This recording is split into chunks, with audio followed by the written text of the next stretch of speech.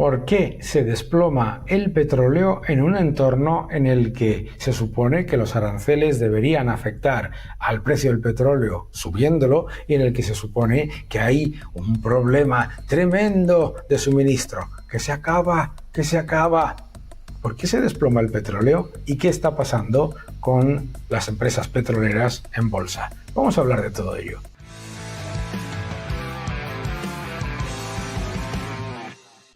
Hola a todos y bienvenidos a mi canal. Muchísimas gracias por suscribiros, gracias por dejar vuestros comentarios y gracias por darle un me gusta a este vídeo. El nuevo orden económico mundial, mi nuevo libro, El nuevo orden económico mundial, no te lo pierdas. Y no dejes de darte un paseo por mi canal en inglés, Daniel Lacalle en English, y hacerte miembro de este canal que te dará acceso a contenido exclusivo a partir de septiembre. El petróleo bajando. Un montón de gente no puede entender por qué baja el precio del petróleo en un entorno en el que te dicen, primero, que hay grandes problemas de suministro y segundo, que hay una demanda global que no para de crecer. Bien, vamos a entender primero un factor importante. El precio del petróleo que ves en los terminales de Bloomberg o en los medios de comunicación es el precio spot, ¿de acuerdo? La inmensa mayoría de los contratos en el mundo son contratos que se hacen entre compradores y vendedores a medio y largo plazo. Eso significa que la mayoría de esos contratos se hacen a precios inferiores al que estás viendo en las pantallas. Ese precio spot refleja un montón de cosas, fundamentalmente, por supuesto, las tensiones que pueda haber entre oferta y demanda, pero también las expectativas que tienen los traders con respecto a las políticas de los productores. Y aquí es donde entra la parte más importante. Lo que nos demuestra el precio del petróleo, que a cierre de este vídeo llevaba una caída del 11% en lo que va de año 2025, pero es que además lleva unos años muy pobres. Lo que nos demuestra el precio del petróleo es que no hay un problema de suministro. Eso es lo más importante. Lo más importante es que no caigas nunca en las teorías de la conspiración de que se está acabando, de que va a haber unos problemas de suministro tremendos, etcétera, etcétera, porque no es cierto. Todo el mundo en el mundo del petróleo sabe que hay recursos suficientes y que hay un exceso de oferta. Bien. ¿Qué es lo que refleja el precio del petróleo también? Que la OPEP ha tomado una decisión muy importante, que es la de bajar el precio del petróleo siempre que pueda para demostrar que es el suministrador más fiable y más competitivo de los que existen, incluido las alternativas renovables, etcétera. Pero no solamente ellas, sino también las alternativas como son el petróleo de Estados Unidos. No puedes olvidar que Estados Unidos se ha convertido en el mayor productor de petróleo del mundo. Recordarás, si has seguido este canal o si me sigues con regularidad, que hace ya más de 13 años decía mucha gente, que Estados Unidos iba a desplomar la producción porque era insostenible el sistema de producción petrolera no convencional de Estados Unidos. 2, que el problema iba a generar un gigantesco problema de oferta de petróleo a nivel global y que íbamos a tener escasez. Lo contrario. Exactamente lo contrario. Oye, no una estimación a un año o a unos meses, Estamos hablando ya después de más de una década y media en la que se ha demostrado esa falacia del fin del petróleo. En cualquier caso, ¿por qué la OPEP prefiere tener precios bajos o precios más asequibles para beneficiar a China y para beneficiar a los consumidores y presentarse como el banco central del petróleo y además como el suministrador más eficiente, más competitivo y, por supuesto, más fiable?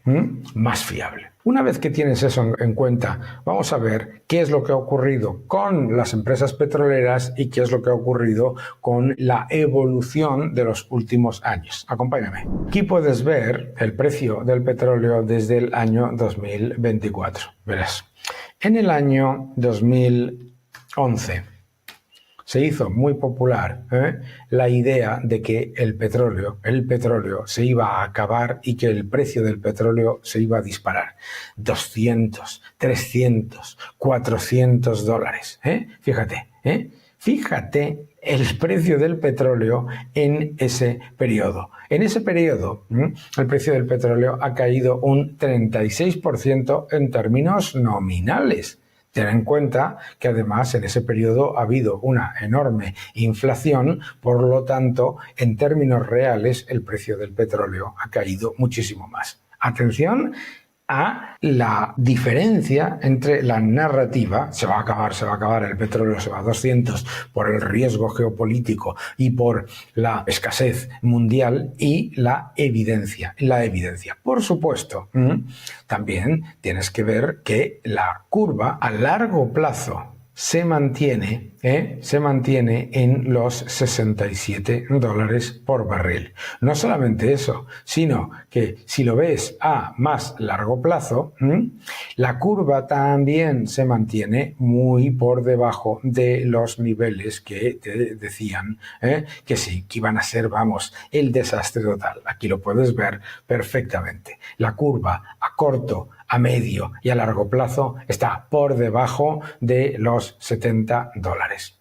Por lo tanto, no es que la gente sea tonta, sino la realidad es que el precio del petróleo está reflejando que hay mucha más oferta y una demanda que, aunque está creciendo, no está creciendo en línea con lo que es ese exceso de oferta. Bien, ahora lo interesante aquí es ver cómo se ha comportado el precio del petróleo con respecto a las empresas petroleras. Pues puedes ver, por ejemplo, con las empresas petroleras europeas, ¿de acuerdo? Europeas, que han tenido un comportamiento que no ha sido muy bueno en bolsa, como puedes ver, comparado con, no te quiero ni contar, ¿sabes? Comparado con el S&P 500, y desde luego comparado con cualquiera de los índices más relevantes. Ya no te quiero contar con respecto al Nasdaq, ¿de acuerdo? Fíjate, toma ya. El comportamiento del sector petrolero, del petróleo, sea en Europa o en Estados Unidos, ha sido muy pobre. ¿Qué es lo que nos demuestra? Primero, que las empresas petroleras han tenido un comportamiento mejor que el de lo que es la commodity que se supone que mueve su precio. Es verdad que su comportamiento es... Obviamente hay una enorme correlación, pero no tanto. Lo interesante también es que las empresas europeas lo han hecho significativamente peor que las norteamericanas.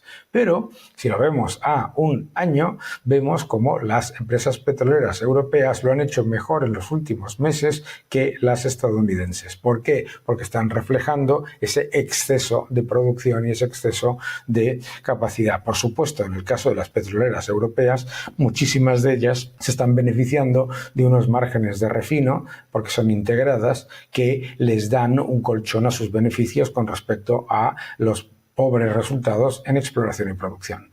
En cualquier caso, el precio del petróleo ahí sigue en una tendencia que es claramente bajista por el exceso de capacidad. Fíjate que cuando se dan ciertos rebotes por cuestiones geopolíticas, el precio del petróleo vuelve a su tendencia de lo que podríamos llamar un canal fundamentalmente bajista. Y lo que vemos es que si nos vamos a 5 años, las empresas estadounidenses lo han hecho mucho mejor que las europeas y que el precio del petróleo.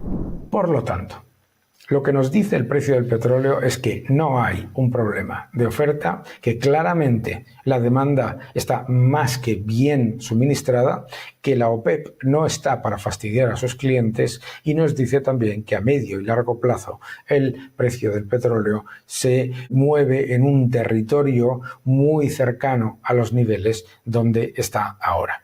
Eso es bueno para los consumidores y, por supuesto, es bueno para los productores eficientes. ¿Y por qué es bueno para los productores eficientes? Porque los que se agarran a la idea de que el precio del petróleo tiene que subir es porque son ineficientes. Lo que ha ayudado a que la industria petrolera estadounidense baje masivamente los costes y reduzca sus ineficiencias y con ello se convierta en mucho más competitiva, ha sido precisamente tener precio de petróleo y precio del gas bajo. Es decir, muchos te decían que eso era insostenible porque estos eran los costes y no generaban rentabilidad. Lo que no te decía esa gente que vende las historias de la conspiración, del desastre total, es que las empresas reducen los costes. ¿Y qué es lo que han hecho las empresas estadounidenses? Lo que han hecho ha sido reducir los costes, y lo ha hecho todo el sector. Reducir costes, ser más eficientes, ser más competitivos e invertir de manera mucho más quirúrgica para generar mayor crecimiento y una rentabilidad asegurada en entornos de un precio del petróleo que sea el de la mitad del ciclo. Además, por supuesto, vendiendo a largo plazo la cantidad máxima posible de la producción, que si el precio sube, bueno, pues sigues manteniendo una rentabilidad, pero si el precio baja, te da ese colchón para continuar siendo más eficiente. La evidencia del sector petrolero es la evidencia de cualquier sector dinámico y competitivo, en el que lo que mucha gente piensa que son rigideces que van a llevar a que sea imposible producir e imposible llegar a los objetivos de suministro que muchos países y muchos gobiernos y muchas empresas ofrecen, en realidad lo que es un incentivo para ser más eficiente, más productivo y más competitivo. ¿Lo ves? No hay nada en esta vida como la competencia, y la realidad nos demuestra que esos que te decían que necesitaban 150, 200 dólares para ser rentables, ahora son rentables a 40 dólares el barril.